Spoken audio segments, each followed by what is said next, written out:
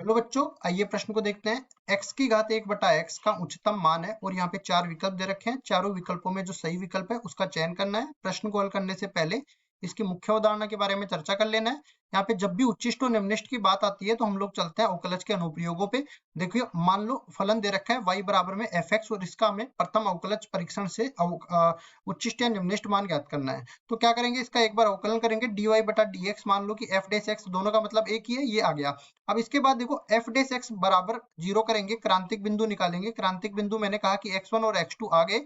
अब देखो मैंने मान लिया कि x2 का मान x1 से बड़ा है, संख्या रेखा पर निर्धारित कर देते हैं। ये x1 आ जाएगा, ये x2 आ जाएगा। उसके बाद देखो मैंने कहा कि x2 से बड़ा कोई भी मान रखूंगा तो f डैश x का चिन्ह जो है धनात्मक दे देगा, क्योंकि यहाँ पे रख के चेक करना पड़ेगा। ये तो मैं अपनी तरफ से मान रहा हूँ, आप सवाल में अलग से देखोगे।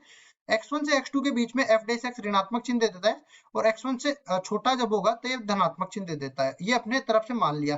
तो अब ये f डैश x या dy/dx ये स्पर्श रेखा के ढाल को निरूपित करता है। मतलब ढाल पहले धनात्मक था फिर ऋणात्मक, मतलब वक्र पहले बढ़ रहा था अब घटना स्टार्ट कर दिया, तो ये देखो उच्चिष्ट का बिंदु आ गया। इसी तरह वक्र यहाँ पे घट रहा था अब बढ़ना स्टार्ट कर दिया, तो ये निम्निष्ट का बिंदु आ गया। जब भी अब हमें क्रांतिक बिंदु उच्चिष्ट या निम्निष्ट मान दे देते हैं तब इनको बोलते हैं चरम बिंदु। अब चलते हैं सवाल में। सवाल में जो फलन दे रखा है इसको मैं fx के बराबर मान लेता हूँ। एक x की घात 1/x ये बन जाएगा। अब देखिए इस पूरे को मैं y के बराबर करता हूँ, क्योंकि चर की घात चर है तो इसका अवकलन करने के लिए log का उपयोग करना पड़ेगा। इसमें देखो log का लगा लेते हैं, तो log लेंगे तो log y बराबर हो जाएगा log x की घात 1/x। log का गुणधर्म लगाने पर घात जो है गुणा में आ जाएगी, मतलब 1/x और ये पूरा log x बन जाएगा। अब देखो यहाँ पे प्रांत निर्धारित करना पड़ेगा, x का मान 0 से बड़ा लेना पड़ेगा और साथ ही साथ y का मान भी 0 से बड़ा लेना पड़ेगा। ठीक है, प्रांत और देखो दोनों चीजें हमें निर्धारित करनी पड़ेगी log के अंदर वाली। तो यहाँ पे देखेंगे दोनों तरफ अवकलन कर देते हैं, तो 1/y गुणा में ये बन जाता है dy में dx बराबर में दोनों का अलग अलग करेंगे तो देखो 1/x को इसी तरह रखेंगे, x का log x का कर देंगे x के बराबर। फिर देखो log x को इसी तरह रखेंगे, 1/x का कर देंगे तो -1/x² बन जाएगा। इसके बाद देखो dy/dx ये अपने पास बराबर हो जाएगा, y तो इधर आ जाएगा और अंदर देख लेते हैं क्या क्या बच गया। ये अपने पास 1 बचेगा और ये अपने पास देखो क्या बनेगा। देखिए एक गलती मैंने कर दी यहाँ पे, क्या कि log x का जो अवकलन होगा वो 1/x के बराबर होगा, ना कि x के बराबर होगा। तो 1/x, अब देखिए ये भी 1/x² है, ये भी 1/x² है, मतलब पूरे में से मैं 1/x² उभयनिष्ठ ले सकता हूँ। तो ये क्या बन जाएगा, 1/x² मैंने बाहर ले लिया, या फिर एक काम कर लेते हैं y के नीचे ले लेते हैं 1/x²। तो ये y के नीचे मैंने रख दिया x² और अंदर देखो क्या बचेगा, 1 माइनस में log x बच जाएगा। और याद रहे कि ये log x का जो आधार है वो e के बराबर में मान के चल रहा हूँ।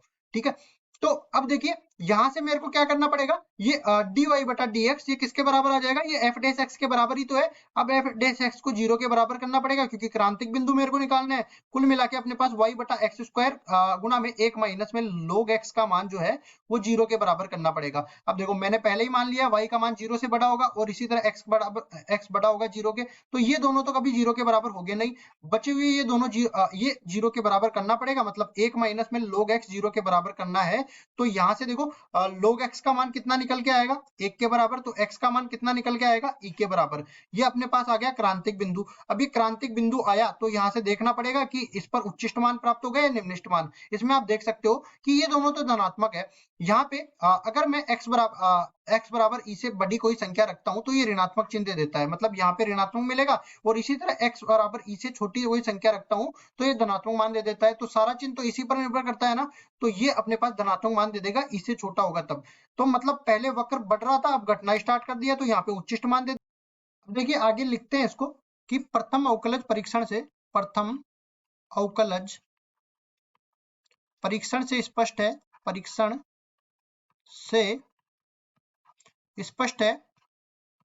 स्पष्ट है कि x बराबर e पर fx का उच्चिष्ट मान होगा, fx का उच्चिष्ट मान होगा। और देखो उच्चिष्ट मान हमें निकालना है, तो उच्चिष्ट मान के लिए देखो fx का मान किसके बराबर दे रखा है, x की घात 1/x के बराबर, और यहाँ पे e रखेंगे तो fe बराबर हो जाएगा e की घात 1/e। तो ये अपने पास क्या आ गया, ये उच्चिष्ट मान आ गया, और केवल उच्चिष्ट मान हमें पूछा था तो यही अपना उत्तर हो जाएगा। अब देख लेते हैं कौन से विकल्प में e की घात 1/e दे रखा है, सी विकल्प में, तो सी विकल्प बिल्कुल सही उत्तर हो जाएगा। आशा करता हूँ ये सवाल आपको समझ में आया होगा। धन्यवाद।